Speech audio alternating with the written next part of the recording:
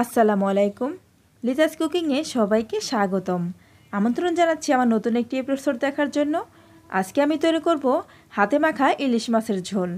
আশা করি আমার আজকের রেসিপিটা আপনাদের কাছে ভীষণ ভালো লাগবে।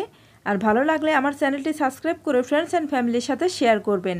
আর পাশে থাকা বেল বাটনে ক্লিক করে রাখবেন আমার পরবর্তী ভিডিও নোটিফিকেশন পাওয়ার জন্য। আর ভিডিওটি দেখা শুরু করার আগে অবশ্যই একটি লাইক দিয়ে তারপর দেখা শুরু করবেন। এর জন্য আমি এখানে 1 কাপ পেঁয়াজ কুচি নিয়েছি। আর পেঁয়াজ কুচিগুলো ঠিক এরকম করে কেটে নিতে হবে।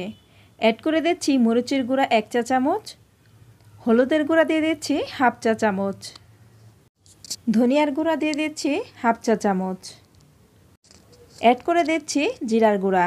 আর এখানে আমি জিরার গুঁড়াটা 1/2 চা চামচ দিয়েছি। এবার এখানে অ্যাড করে দিচ্ছি লবণ 2 টেবিল চামচ।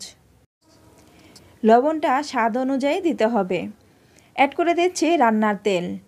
রান্নার তেলটা দিয়ে এবার খুব ভালো করে মাখিয়ে নিতে হবে। আর এই মাখিয়ে নেওয়াটা যত ভালো হবে এই ইলিশ মাছ রান্নাটা কিন্তু খেতে ততই ভালো লাগবে।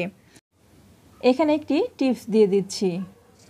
কেউ যদি ভেবে থাকেন এভাবে মশলাগুলো মাখিয়ে নিলে তাহলে হাত জ্বালা করবে, তাদের জন্য বলছি এই তেলটা দেওয়ার পর মশলাগুলো মাখিয়ে নিলে তাহলে কিন্তু আর হাত জ্বালা করবে না।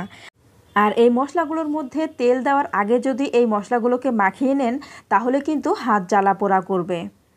আরও একটি কাজ করতে পারেন, মশলাগুলো মাখিয়ে নেওয়ার আগে আপনি আপনার হাতে তেল মাখিয়ে নিয়ে তারপর মশলাগুলো মাখিয়ে নিতে পারেন, তাহলেও কিন্তু আর হাত জ্বালা পোড়া করবে না। মশলাগুলো মাখিয়ে নিয়ে একদম পেঁয়াজটাকে নরম করে নিতে হবে।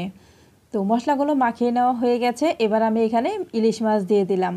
আর ইলিশ মাছগুলো আমি আমার পরিমাণ মতো নিয়েছি, আপনারা আপনাদের পরিমাণ মতো ইলিশ মাছ নিয়ে নেবেন। মাছগুলো নেওয়ার পর ঠিক ভালো করে লক্ষ্য করে দেখুন আমি কিভাবে মাছের গায়ে মশলাগুলোকে মাখিয়ে নিচ্ছি। মশলাগুলোকে কিন্তু এই মাছের গায়ে খুব ভালো করে লাগিয়ে দিতে হবে, তা না হলে কিন্তু মাছটা খেতে ভালো লাগবে না। মশলাগুলোকে ভালো করে মাখিয়ে নেওয়ার পর এখানে নর্মাল তাপমাত্রা পানি দিয়ে দিচ্ছি। আর ঝোলটা আমি আমার পরিমাণ মতো দিয়ে দিচ্ছি, আপনারা আপনাদের পরিমাণ মতো ঝোলটা অ্যাড করে দেবেন। ঝোলটা দেওয়ার পর ভালো করে মাছের সঙ্গে মিশিয়ে দিতে হবে। আর এই মশলাগুলোকেও ভালো করে ঝোলের সঙ্গে মিশিয়ে দিতে হবে। এরকম ইলিশ মাছের একটি রেসিপি থাকলে আর কোনো কিছু প্রয়োজন হয় না, 1 প্লেট ভাত অনায়াসে খেয়ে ফেলা যায়। আর আমি আজকের রেসিপিতে একটু ঝোলটা বেশি করে দিচ্ছি, কারণ আমি একটু ঝোল রাখবো। আর আপনারা যদি ভুনা খেতে চান তাহলে কিন্তু ঝোলটা কম করে দিয়ে দেবেন। এই রেসিপিটা অবশ্যই আপনারা একটু সময় নিয়ে ধৈর্য ধরে মাখিয়ে তারপর চুলায় বসিয়ে দেবেন।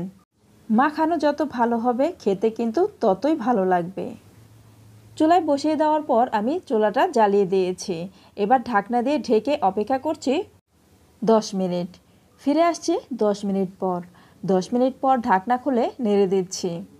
আর অবশ্যই কিন্তু এই সময় নেড়ে দেওয়াটা আলতো হাতে দিতে হবে, তা না হলে কিন্তু মাছগুলো ভেঙে যেতে পারে। আমি খুবই আলতো হাতে মাছগুলোকে একটু উল্টিয়ে পাল্টিয়ে দিচ্ছি। ফ্রেন্ডস, দেখতে পাচ্ছেন এখনও কিন্তু বেশ খানিকটা জল আছে, জল কিন্তু কমেনি, আমি আরও কিছুটা জল কমিয়ে নেব। এবার ঢাকনা দিয়ে ঢেকে দিয়েছি। আরও কিছুক্ষণ পর আমি ঢাকনা খুলে এখানে মাছের ডিমগুলো দিয়ে দিচ্ছি। আমার মাছের মধ্যে কিন্তু ডিম ছিল, সেজন্য মাছের ডিমগুলো আমি এই পর্যায়ে দিয়ে দিচ্ছি। আর চেষ্টা করবেন মাছের ডিমগুলো সবসময় মাছ রান্না যখন অর্ধেক হয়ে যাবে ঠিক তখন দিতে, এতে করে কখনোই ডিমগুলো ভেঙে যায় না। এবার অ্যাড করে দিচ্ছি 5-6টি কাঁচামরিচ। আর অবশ্যই কিন্তু কাঁচামরিচটা দিতে হবে। কাঁচামরিচটা দিলে এর ঝালটা যেমন বের হয়ে আসবে তেমন খুব সুন্দর একটা ফ্লেভার আসবে। কাঁচামরিচটা দেওয়ার পর আমি আবারও ঢাকনা দিয়ে ঢেকে দিচ্ছি। ফিরে আসছি 5 মিনিট পর। 5 মিনিট পর ঢাকনা খুলে এখানে অ্যাড করে দিচ্ছি জিরার গুঁড়া। আর অবশ্যই কিন্তু ভাজা জিরার গুঁড়াটা দিতে হবে। ভাজা জিরার গুঁড়াটা দিলে খুব সুন্দর একটা ফ্লেভার আসে। এবার আলতো হাতে নেড়ে এই মাছের সঙ্গে জিরার গুঁড়াটা মিশিয়ে দিচ্ছি। তো ফ্রেন্ডস, যারা এ পর্যন্ত আমার ভিডিওটি দেখছেন অথচ লাইক দেন নাই, তারা প্লিজ আমার ভিডিওতে একটি লাইক দিয়ে দেবেন। আর যারা এখনও আমার চ্যানেলটি সাবস্ক্রাইব করেন নাই তারা প্লিজ আমার চ্যানেলটি সাবস্ক্রাইব করে দেবেন। তো ফ্রেন্ডস, দেখতে পাচ্ছেন আমার মাছ রান্না কিন্তু হয়ে গেছে। আমার এই মাছ রান্নার কালারটা কেমন এসেছে অবশ্যই আমাকে কমেন্ট করে জানাবেন। ফ্রেন্ডস, আমার হাতে মাখা ইলিশ মাছের ঝোল রান্না কিন্তু পুরোপুরি কমপ্লিট। এবার চুলা থেকে নামিয়ে সার্ভ করে আপনাদেরকে দেখিয়ে দিচ্ছি। তো ফ্রেন্ডস, আমি নামিয়ে সার্ভ করে নিয়েছি। আমার আজকের রেসিপিটি আপনাদের কাছে কেমন লেগেছে অবশ্যই আমাকে কমেন্ট করে জানাবেন। আর যারা একেবারে একবারও এইভাবে রান্না করে খেয়ে দেখেন তাদের কাজে তারা একবার হলেও এভাবে রান্না করে খেয়ে দেখবেন, আমার বিশ্বাস আপনাদের কাছে ভীষণ ভালো লাগবে। তো আজ এই পর্যন্তই, পরবর্তী পর্বে আবার দেখা হবে। সবাই ভালো থাকবেন। আল্লাহ হাফেজ।